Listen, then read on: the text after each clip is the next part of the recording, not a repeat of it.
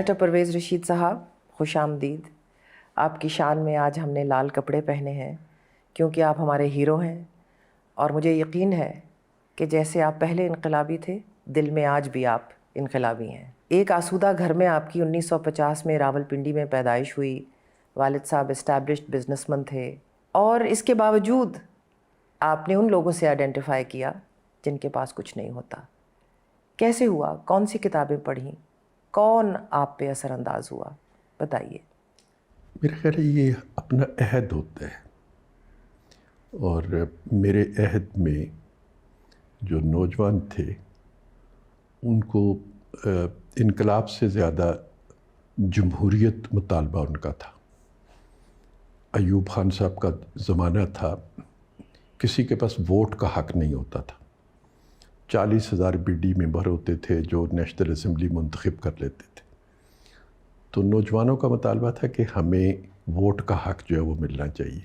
Gordon college میں جب آپ نے داخلہ لیا تو اس کے تقریباً فوراً بعد آپ این ایس ایف میں، نیشنل اسٹوڈنٹس فیڈریشن میں شامل ہو گئے. جو ایوب خان کے خلاف تحریک چل رہی تھی اس میں جو ہم خیال نوجوان تھے، جو مختلف شہروں سے جن کا تعلق تھا، ان کی آپس میں قربت ہوئی، اور اسی قربت کے نتیجے میں یہ فیصلہ کیا گیا کہ ہمیں طالب علموں کی ایک تنظیم جو ہے تخلیق دینا چاہیے یا بنانا چاہیے. پھر ہم میں سے کچھ لوگ جو نیشنل اسٹوڈنٹس فیڈریشن کراچی سے واقف تھے، انہوں نے یہ تجویز دی کہ جو آلریڈی تنظیم کام کر رہی ہے کیوں نہ اسی کو وسعت دی جائے، اسی میں شمولیت اختیار کی جائے. تو لاہور سے نصرت جوید جو ہمارے بہت مشہور اینکر ہیں، ہمارے کولیگ ہیں. جی آپ کے کولیگ ہیں. بالکل. طاہر خلیل صاحب ابھی جنگ اخبار میں کام کرتے ہیں. بالکل، بڑا مشہور نام ہے ان کا. اچھا، وہ بھی پرانے پاپیوں میں سے ہیں. جی. اچھا، سنا ہے کہ ایک اور پرانے پاپی، حالانکہ وہ بالکل آپ کے برعکس سوچ رکھتے تھے، شیخ رشید صاحب ہوا کرتے تھے گورڈن کالج میں، اور وہ رائٹ کے اسٹوڈنٹ تھے اس زمانے میں. ان کے ساتھ ٹاکرا ہوا ہوگا؟ شیخ صاحب پولی ٹیکنیک میں پڑھتے تھے جب ایوب خان کے خلاف تحریک چلی. جی. لیکن چونکہ سیاسی سرگرمیوں کا مرکز گورڈن کالج بن چکا تھا، وہاں آ جایا کرتے تھے. تو پھر انہوں نے داخلہ لے لیا، اپنا پولی ٹیکنیک کی تعلیم انہوں نے چھوڑ دی، اور وہ خود کہتے تھے کہ سیاست کا شوق جو ہے وہ مجھے گورڈن کالج لے آیا ہے. تو آپ تو پھر آمنے سامنے تھے. ان کی سوچ میں ایک بہت فرق تھا. پے وکھری گل ہے کہ بعد جا کے تسی دوویں ایکو ٹولے دے وچ شامل ہو گئے، لیکن وہ بعد دی گل ہے. What an irony that is though, ہے کہ نہیں یہ ایک عجوبہ کہ جب آپ کے کریئرز شروع ہوئے تو وہ رائٹ پہ تھے، ایکسٹریم رائٹ پہ، آپ لیفٹ پہ تھے، اور پھر دونوں کا حسین امتزاج پی ایم ایل این میں ہو گیا ایک زمانے میں آ کے. جس پی ایم ایل این کو انہوں نے جوائن کیا تھا، میں اس وقت پی ایم ایل این تو نہیں تھی، لیکن جس سیاسی دھڑے کو انہوں نے جوائن کیا تھا میں تو اس کے ساتھ وابستہ کبھی نہیں رہا تھا. اس سیاسی دھڑے کا جو لیڈر تھا نواز شریف صاحب، ان کی سوچ میں ایک تبدیلی آئی. بالکل. اور جس کی وجہ سے پہلی دفعہ وہ اقتدار سے محروم بھی ہوئے. جب انہوں نے کہا 93 میں ڈکٹیشن نہیں لوں گا، اچھا، تو میں نے انہیں جوائن کیا. اس وقت آپ نے جوائن کیا. لیکن جو پھر نواز شریف صاحب کی سوچ تھی، شیخ صاحب اس سوچ کے ساتھ تو نہیں چل سکے، وہ تو چھوڑ کے چلے گئے. جیسے جیسے نواز شریف صاحب کی سوچ نکھرتی گئی اور عوامی ہوتی گئی، شیخ صاحب ان سے دور ہوتے چلے گئے. جب 1970 کے الیکشنز ہوئے اور اس میں شیخ مجیب الرحمان جیت گئے، یعنی کہ ان کو میجورٹی ووٹ مل گیا، تو ذوالفقار علی بھٹو نے ان کو تسلیم کرنے سے as the leader of Pakistan resist کیا. اس وقت آپ حالانکہ پیپلز پارٹی کے ممبر بھی تھے، لیکن اس کے باوجود آپ نے احتجاج کیا. N S F National Students Federation کی ایک اجلاس ہوا تھا. ان کی رائے یہ تھی کہ بھٹو صاحب کو اور مجیب الرحمان کو آپس میں کنفرنٹریشن میں نہیں جانا چاہیے. بڑی خواہش یہی تھی کہ ایک آئینی جمہوری پاکستان جو ہے اس کا وجود ان دونوں کے ملاپ سے آئے گا. اگر یہ دونوں آپس میں لڑتے رہیں گے تو ہم جمہوریت سے دور ہوتے چلے جائیں گے. کاش کہ ایسا ہو جاتا. 70s کے حالات بتائیے، اور یہ بتائیے کہ بھٹو صاحب اپنا وعدہ پورا کیوں نہیں کر سکے؟ دیکھیں، سیاسی شعور تو بھٹو صاحب نے دیا، لیکن اسی سیاسی شعور سے پھر وہ خود خوف زدہ بھی ہو گئے. اور ایک بڑا مشہور ان کا انٹرویو تھا کہ عوام کی طاقت کا جو جن بوتل سے باہر نکلا ہے، اب اس کو بوتل میں نے بند بھی کرنا ہے. اچھا، یہ انہوں نے فرمایا وہاں. میں نے بھی یہ سنا ہے کہ ایک اسٹیٹ وزٹ پہ ٹرکی گئے، ترکی، اور وہاں پر اس وقت عدنان مینڈریز جو پرائم منسٹر تھے، ان کو پھانسی لگ چکی تھی، وہ اسیسینیٹ ہو چکے تھے، اور جرنیلوں نے بلا کے بھٹو صاحب کو ٹیبل پہ بٹھایا، اور جو صاحب ان کے ساتھ بیٹھے تھے وہ مبشر حسن تھے. اور ڈاکٹر مبشر حسن نے مجھے یہ بات چند سال پہلے بتائی. انہوں نے کہا کہ بھٹو صاحب turn to me and he said Mubashir, and he said I looked at him. میں نے ان کی طرف دیکھا تو میں نے دیکھا کہ وہ پسینے میں تر تھے. کہنے لگے جرنیلوں کی طرف دیکھ کے، اور پھر واپس مبشر کی طرف منہ کیا اور کہنے لگے they will hang me, they will do to me what these people have done to Adnan مینڈریز. تو بھٹو کو ایک چھٹی حس تھی کہ میرے ساتھ شاید یہ ہو، لیکن پھر پرویز صاحب اپنے آپ کو مضبوط کرتے، اسی عوام جس کو اجاگر کیا تھا، اٹھایا تھا صدیوں کی نیند سے، اس کو اپنا الائے بناتے، نہ کہ جن کو واپس بوتل میں ڈالتے. جو کچھ انہوں نے دیا پاکستان کو، وہ اس سے بہت زیادہ ہے جو غلطیاں ان سے سرزد ہوئی ہوں گی، یا جو میں غلطی بھی نہیں کہتا، میں کہتا ہوں کہ جو کمیاں ہوں گی ان کی ذات میں، اس کے مقابلے میں ان میں خوبیاں بہت زیادہ تھیں. جیسے کہ فیض احمد فیض نے کہا ہے، جس دھج سے کوئی مقتل میں گیا وہ شان سلامت تو ہے. ان کی شان تو سلامت ان ہے. کی شان بالکل سلامت ہے. کیا آپ یہ سمجھتے ہیں کہ ریاست کے ادارے اتنے مضبوط تھے سکوت ڈھاکہ کے باوجود کہ بھٹو صاحب never had a chance? Do you think or did he have a chance? دیکھیے، ریاست کے ادارے ضرور مضبوط تھے، لیکن پاکستان شکست کے باوجود مضبوط تھے، طاقت انہی کے پاس ہے اور طاقت انہی کے پاس تھی. اور اسی لیے یہاں پہ شعور جو تھا بے راہ روی کی شکل اختیار کر چکا تھا. اور نہ ہی سیاسی شعور میں یہ بات شامل تھی کہ اصل مسئلہ پاکستان کا، ریاست کے اداروں کا جو پاور ہے وہ عوام میں منتقل ہونا چاہیے. وہ ابھی یہ شعور کا میرا خیال ہے حصہ نہیں بنا تھا، جیسے کہ آج کل ہے. اس وقت اس شعور کا حصہ نہیں بنا تھا. جو سب سے بڑے سٹیک ہولڈر ہیں وہ تو پاکستان کے عوام ہیں. بالکل. اور پاکستان کے عوام کو جب سے پاکستان بنا ہے اس وقت سے لے کر آج کے دن تک ہم نے سٹیک ہولڈر سب سے زیادہ ماننا تو دور کی بات ہے، کبھی سٹیک ہولڈر مانا ہی نہیں. 1974 میں ذوالفقار علی بھٹو نے لاہور میں اسلامک سمٹ منعقد کی. اس میں انہوں نے عرب مسلم ورلڈ کے تمام لیڈرز کو، بادشاہوں کو، امیروں کو دعوت دی کہ لاہور آئیں اور مل بیٹھیں. کیا آپ سمجھتے ہیں کہ اسلامک سمٹ ضروری تھی؟ اور اگر تھی تو اس کا کیا مقصد تھا؟ اور کیا بھٹو صاحب کو مقصد حاصل ہوا یا نہیں ہوا؟ چونکہ وہ روٹی کپڑا مکان کا وعدہ کر کے آئے تھے، انہوں نے معلوم تھا کہ حکومت پاکستان یا ریاست پاکستان کے پاس اتنے وسائل موجود ہی نہیں ہیں کہ وہ بہت سے لوگوں کو روزگار دے سکیں، اور روزگار کے مواقع انہی ملکوں میں کھل رہے تھے، عرب ملکوں میں کھل رہے تھے.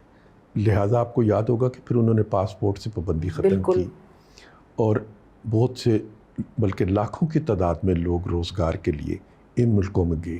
پاسپورٹ آفیسز انہوں نے گاؤں گاؤں میں کھولے، چھوٹے شہروں میں کھولے، تاکہ لوگ اس سے مستفید ہو سکیں. تو اس اسلامک سمٹ نے انہیں اپنا قائد بننے کا موقع فراہم کیا یا نہیں کیا، وہ میرے اور آپ کے سامنے ہے.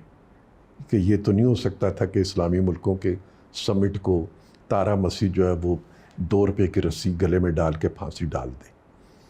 2 نتیجے اس کے نکلے تھے، ایک بنگلہ دیش کو تسلیم کرنے کا موقع فراہم ہو گیا، دوسرا لوگوں کے لیے روزگار کا بندوبست ہو گیا. لیکن پھر عالمی طاقتوں کی آنکھوں میں آ گئے. عالمی طاقتوں کو، خاص طور پہ امریکن سامراج کو یہ احساس ہو گیا کہ یہ تو ایک نیا بلاک بن رہا ہے. اور آپ کو یاد ہوگا کہ آئل امباگو جو سعودی عربیہ کے شاہ فیصل نے چند سال پہلے ہی کیا تھا، اور ڈیمانڈ کی تھی کہ اب تم ہمارا تیل اپنی مرضی کی قیمتوں پہ نہیں لے سکتے، اب ہم فیصلہ کریں گے. اور اوپیک بنائی انہوں نے. آپ کیا سمجھتے ہیں کہ اس کے بعد کیا بھٹو کی امریکن سامراج کے ساتھ ٹکر شروع ہو گئی؟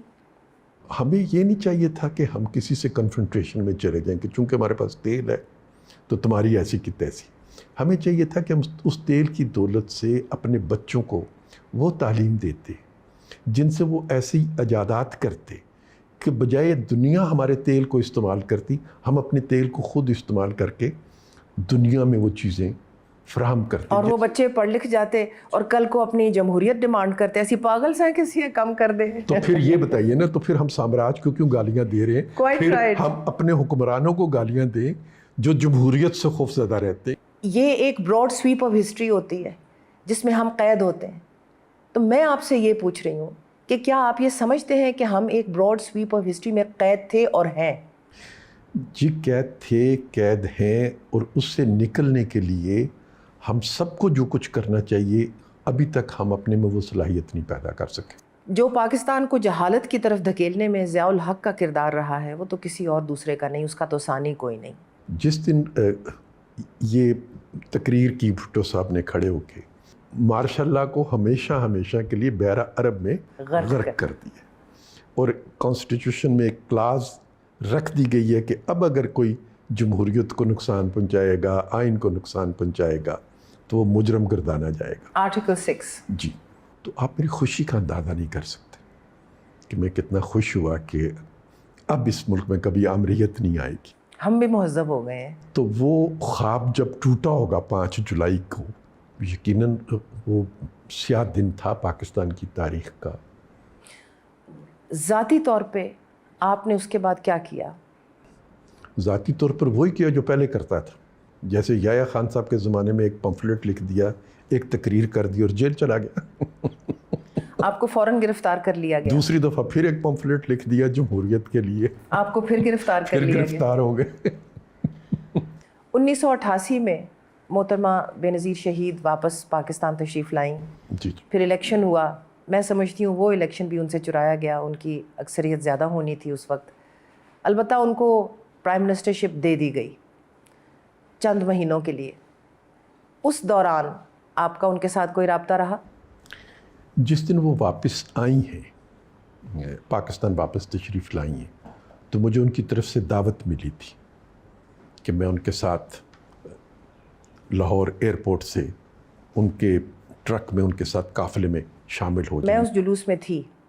بے نظیر بھٹو صاحبہ کے لیے میں اور میرے شوہر نجم سیٹھی اور ہمارے کچھ دوست ایئرپورٹ کے باہر ایک اسٹریٹجک جگہ پہ گاڑی اپنی کھڑی کر کے صبح سے ان کی انتظار کر رہے تھے. اتنا ولولہ تھا کہ میں آپ کو بتا نہیں سکتی. لیکن پھر میں نے یہ محسوس کیا کہ جب شیرپا برج کے اوپر سے آ رہے تھے، لاہور ایئرپورٹ سے داتا دربار جا رہی تھیں وہ، تو پیچھے لوگوں نے امریکن جھنڈے جلانے شروع کر دیے اور امریکہ کے خلاف نعرے لگانے شروع کر دیے.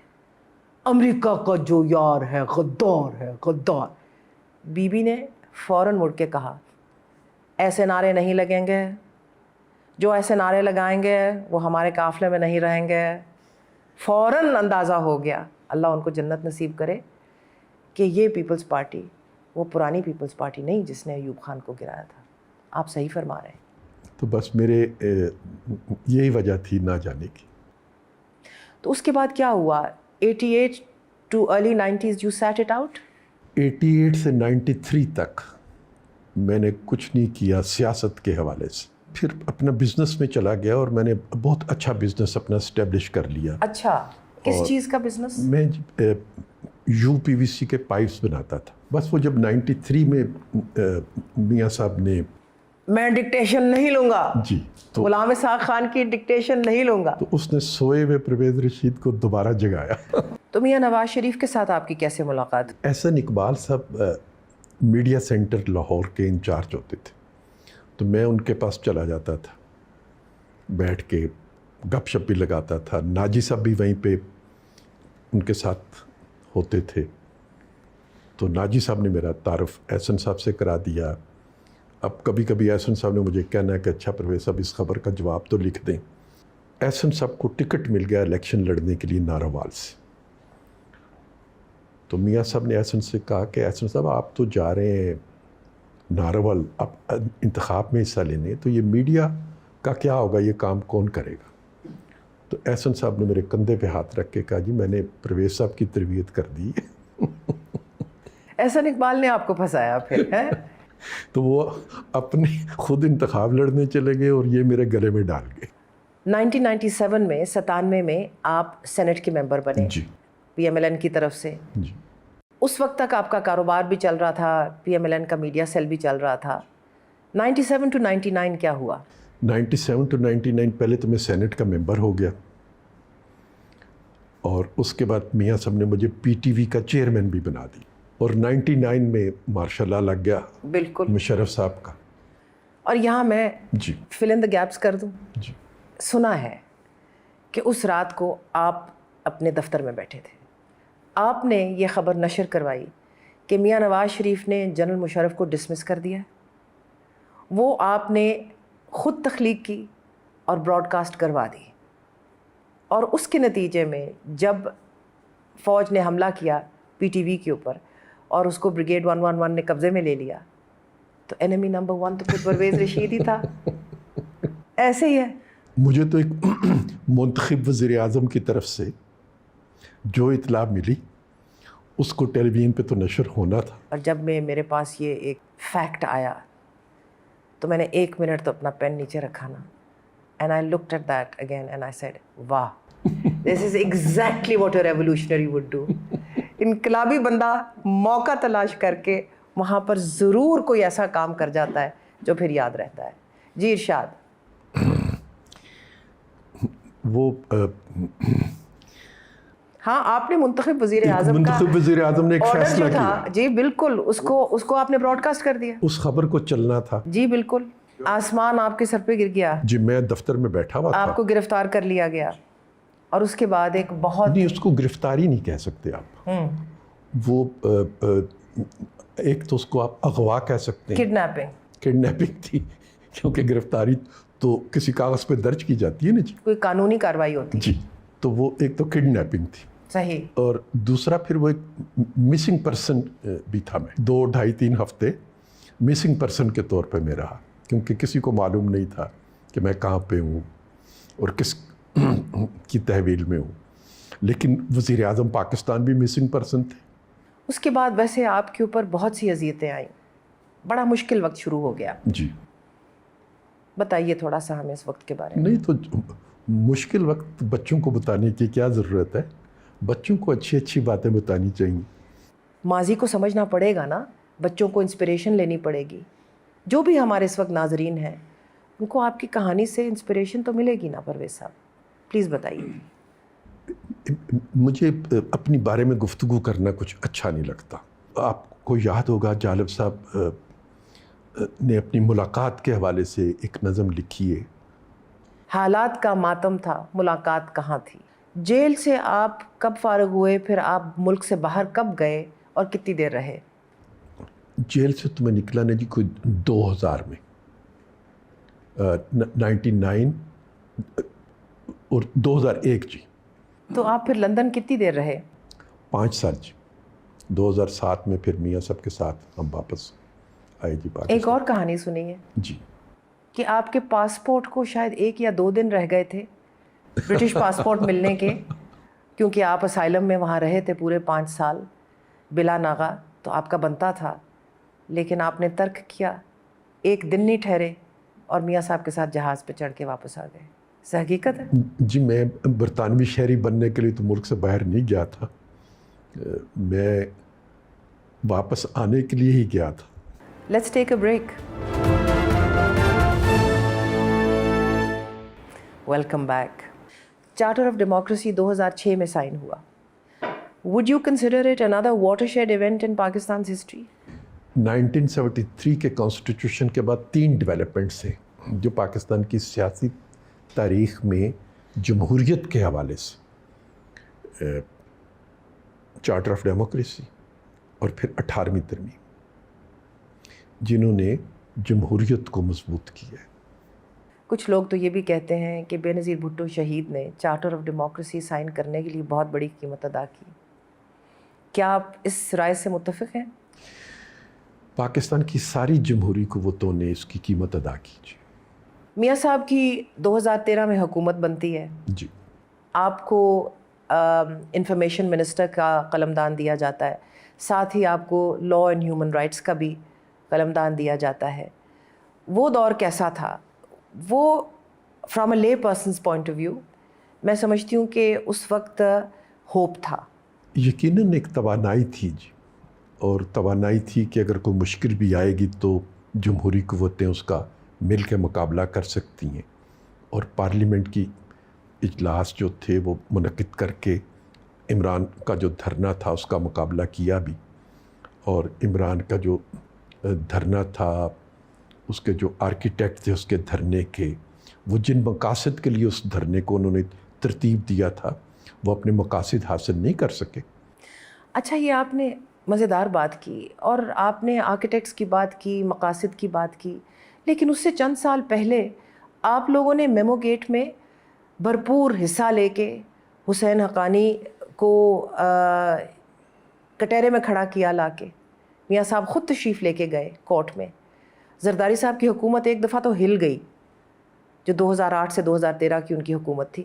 تو آپ آرکیٹیکٹس اور مقاصد کی کیا بات کریں گے؟ بنتی ہے؟ نہیں, دیکھیے, ایک ہوتا ہے کہ آپ اپنا ایک سیاسی موقف اختیار کرتے ہیں, اور وہ سیاسی جماعتیں, ہم اور پیپلز پارٹی دو مختلف سیاسی جماعتیں ہیں, اور انہیں بھی اپنے لوگوں کو سیاست میں ہمارے بارے میں کوئی کہنا ہے اور ہمیں بھی ان کے بارے میں بھی کچھ کہنا ہے. اور خاص طور پر اگر وہ حکومت میں ہیں تو ہمیں ان پر تنقید کرنے کا تو پورا حق حاصل ہے. لیکن ہم نے کوئی ایسا قدم نہیں اٹھایا کہ ہم ان کی حکومت کا تختہ الٹنے کے لیے گھر سے دھرنے. ہوا نہیں وہ, لیکن میمو گیٹ ایک بھیانک سازش تو تھی, اور اس نے ایک دفعہ تو پیپلز پارٹی کی حکومت کو خوب ڈیسٹیبلائز کیا. پرویز صاحب, اس میں کیا حرج ہے ایڈمٹ کرنے میں, جو کہ ہم جب پرائیویٹ محفلوں میں بیٹھتے ہیں تو ہم جیسے کئی لوگ ایسی باتیں کر جاتے ہیں کہ شاید ہمیں یہ کام ایک دوسرے کے خلاف نہیں کرنے چاہیے. جی, میں اس حد تک تو آپ سے متفق ہوں کہ اپنی جو ماضی کی غلطیاں ہوتی ہیں سب ان سے سیکھتے ہیں. سیاسی جماعتیں بھی سیکھتی ہیں, اور ہماری جماعت نے بھی سیکھا ہوگا, دوسری جماعتوں کو بھی سیکھنا چاہیے, اور دوسری جماعتوں میں سے کچھ جماعتوں نے سیکھا بھی ہے. تو ایک سیکھنے کے عمل میں کچھ غلطیاں, کچھ کوتاہیاں ہو جاتی ہیں, لیکن میں پھر آپ سے یہ عرض کروں گا کہ اس کو آپ سازش نہیں کہہ سکتے, جس طرح سے خان پروجیکٹ جو ہے وہ سازش تھی. پرویز صاحب, آپ میاں نواز شریف کو بہت قریب سے جانتے ہیں. 1993 سے جو ان کا بیان تھا, میں ڈکٹیشن نہیں لوں گا, اب تک 2024 تک آپ نے ان کا کردار بدلتے دیکھا, کیسے بدلا, اس میں آپ کا کتنا حصہ تھا؟ سوچ ان کی اپنی تھی. یہ جملہ جس سے میں متاثر ہوا, وہ میں انہیں جانتا تھا, کم سے کم وہ مجھے نہیں جانتے تھے. اس لیے یہ تو میں دعویٰ نہیں کر سکتا کہ میں نے ان کی سوچ کی تبدیلی میں کوئی کردار ادا کیا ہے. لیکن ان کی سوچ میں نشو و نما ہوئی, اس میں اضافہ ہوا, پروان چڑھا. آپس میں ظاہر ہے کہ ہم گفتگو کرتے ہیں اور ایک دوسرے سے ایک سیکھنے کا عمل جاری رہتا ہے. آج بھی اگر میں ترازو میں تولوں تو میں نے ان سے زیادہ سیکھا ہے. اقتصادی ترقی جو ہے وہ اس پہ بہت ان کی نگاہ ہوتی ہے, یا ان کے کوشش بہت کرتے ہیں, اس دل سے قریب چیز جو ہے وہ اقتصادی ترقی ہے. اور اس میں پرویز صاحب ریجنل پیس بھی ضروری ہے, اس میں جمہوریت, the law of contract, independent judiciary اور انڈیپینڈنٹ میڈیا سب ضروری ہیں. یہ ساری اکنامک پراسپیرٹی اور اکنامک ڈیولپمنٹ کے لیے یہ تمام چیزیں ضروری ہیں. جی, یہ پری کوالیفیکیشنز ہیں, یہ پری کوالیفیکیشنز ہیں, پری ریکوزٹس ہیں. جی, پری ریکوزٹ ہے. تو اس چیز کو نواز شریف صاحب بہت اچھے طریقے سے سمجھتے ہیں, اور پھر وہ جب انہی کی جانب بڑھنے کی کوشش کرتے ہیں, اور اسی سے ان کی سوچ جو ہے وہ جنم لیتی ہے. نواز شریف صاحب کو یہ سمجھ آ گئی, اور شہباز شریف صاحب کو تو نہیں سمجھ آئی لگتا ہے. اور میں نے تو ان کو خود کہتے سنا ہے کہ میرے بھائی جان خراب کرن والے پرویز رشید صاحب نے تے چند ہور انقلابی نے, وہ تو بار بار یہی گل کرتے ہیں پرویز صاحب. یہ ویسے لاڈ سے کرتے ہیں وہ بات. اچھا, خلوص میں کرتے ہیں آپ کے لیے, لاڈ سے کرتے ہیں بات. بڑے لاڈے ہو تسی, دوویں بھراواں دے لاڈے ہو. چارٹر آف ڈیموکریسی کی آپ نے بات کی، and I am jumping ahead of my self, but کیا یہ ممکن ہے کہ ایک دن آپ لوگ عمران خان کے ساتھ بھی چارٹر آف ڈیموکریسی کر لیں گے؟ خان صاحب نے ابھی تک اپنے مزاج میں کوئی ایسی چیز پیدا نہیں کی جو مجھے کوئی امید دلائے کہ وہ ایک سیاسی ذہن کے مالک بن چکے ہیں، اور وہ جو نفرت، تعصب اور جھوٹ کی بنیاد پر اپنی سیاست کی بنیادیں کھڑی کرتے ہیں، وہ اب اپنی اس غلطی سے چھٹکارا حاصل کرنا چاہتے ہیں۔ ان کی کسی ایک قدم سے بھی مجھے آج بھی وہ جو سبق پڑھائے گئے، جن کے بارے میں وہ خود اب اعتراف کرتے ہیں کہ مجھے کسی نے پڑھائے تھے، لیکن دہراتے اسی سبق کو ہے۔ ہم کہیں پہ بھی یہ کوشش نہیں کرتے کہ ہم ڈنڈے سے اپنی بات کو منوائیں گے۔ کیوں نہیں؟ جبر اس میں کیا حرج ہے؟ جبر سے اپنی بات اس میں کو کیا منوائیں حرج ہے پرویز صاحب؟ اگر ایک سٹرگل ہے، اس سٹرگل میں آپ کا جو مخالف ہے وہ ہر قسم کا ہتھیار استعمال کر رہا ہے، تو آپ ڈنڈا بردار بھی نہیں ہو سکتے؟ طاقت جو ہے اس کو جب تک آپ کسی ڈسپلن میں نہیں رکھتے، کسی آرگنائزیشن کی شکل میں نہیں ڈھالتے اور کسی ایک کمانڈ میں نہیں لے کے آتے، تو وہ پھر غنڈہ گردی میں بھی تبدیل ہو جاتی ہے۔ اور پرویز صاحب، کون جیتا ہے تیری زلف کے سر ہونے تک؟ یہ کام نہیں ہوتا۔ آج اگر لوگ بجلی کے بلوں سے ستے ہوئے کہیں نہ کہیں چنگاری کوئی لگ جاتی ہے اور لوگ اسپونٹینیسلی اکٹھے ہونے شروع ہو جاتے ہیں اور اس قسم کی آگ پھیلتی ہے۔ عرب سپرنگ بھی تو اسی طرح ہی شروع ہوا تھا نا۔ تو پھر اس کا انجام کیا ہوا؟ دیکھیں، انجام ضروری نہیں پرویز صاحب، you are a political scientist and a political worker, یہ ضروری نہیں کہ ہر انجام ایک جیسا ہو، یہ ضروری نہیں۔ کئی ایسے کام شروع ہوئے ہیں جو کہ ایک اسپونٹینیس پروٹیسٹ سے شروع ہوتے ہیں اور پھر وہ بڑھتے چلے جاتے ہیں۔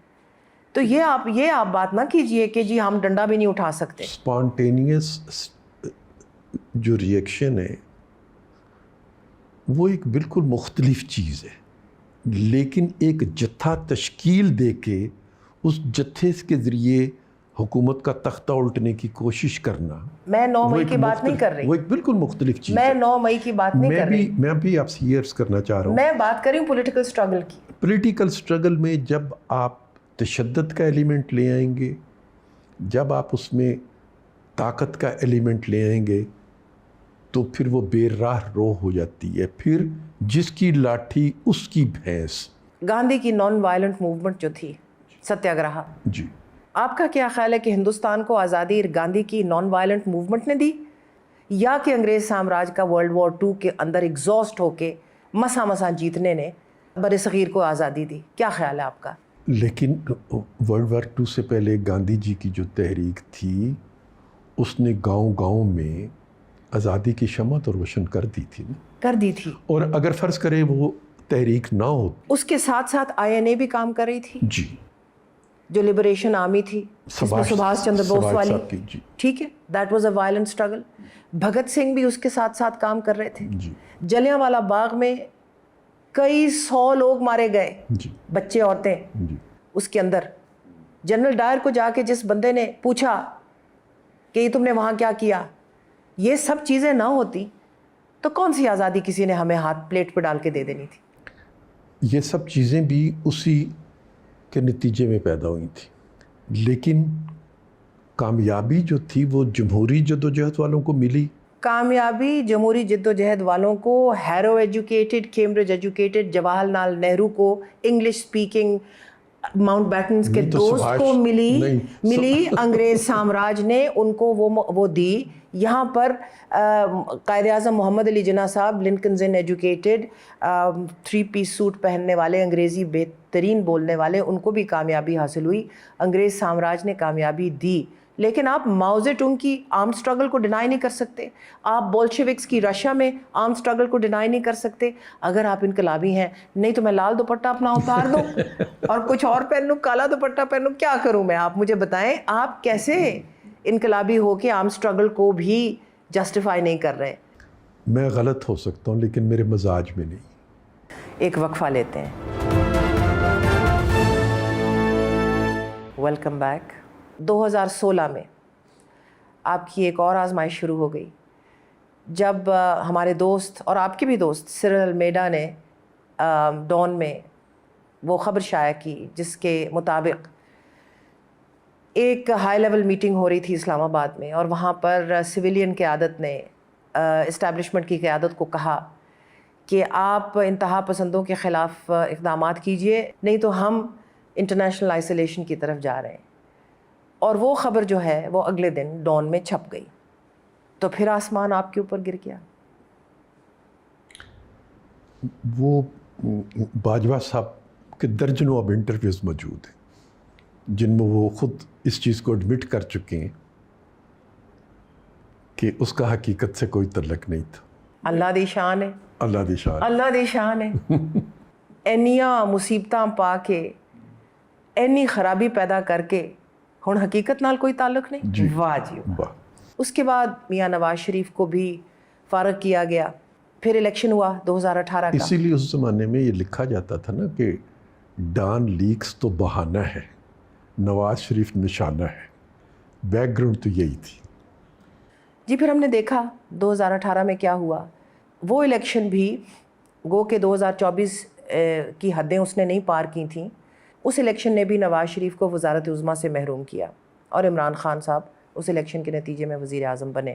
میاں نواز شریف اپنی علیل اہلیہ کو لندن میں چھوڑ کے اور اپنی بیٹی کے ساتھ لاہور آ گئے.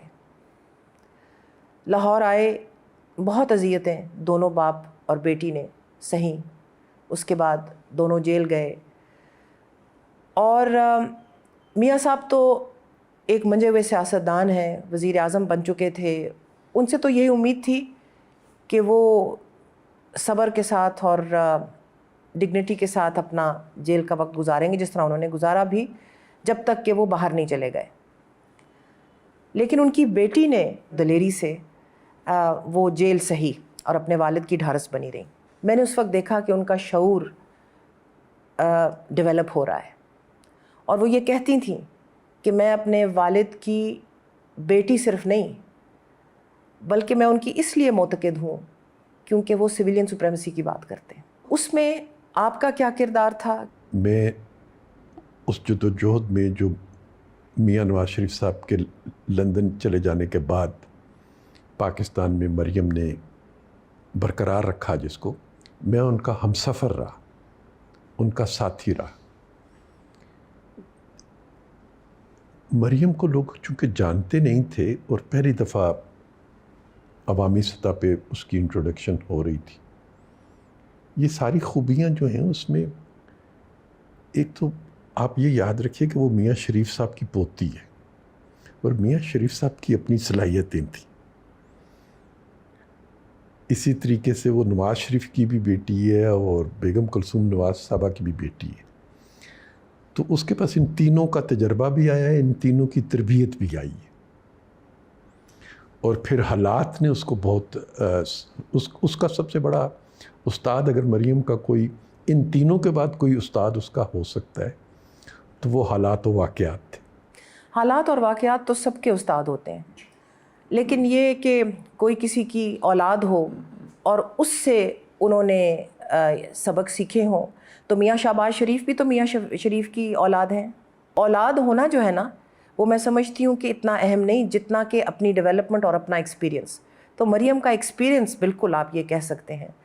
یہ مجھے بتائیے کہ کیا وہ آج بھی سویلین سپریمیسی کی اتنی ہی قائل ہیں جتنی وہ اس وقت تھیں؟ ابھی تک جتنے اقدامات وہ کرتی ہیں وہ کن کے لیے؟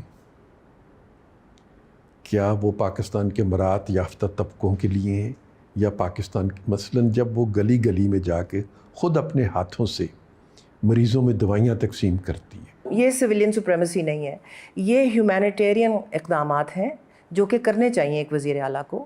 میں سویلین سپریمیسی کی بات کر رہی ہوں جس کے بارے میں آپ کو بھی پتہ ہے اور مجھے بھی پتہ ہے. میں اس کی بات کر رہی ہوں.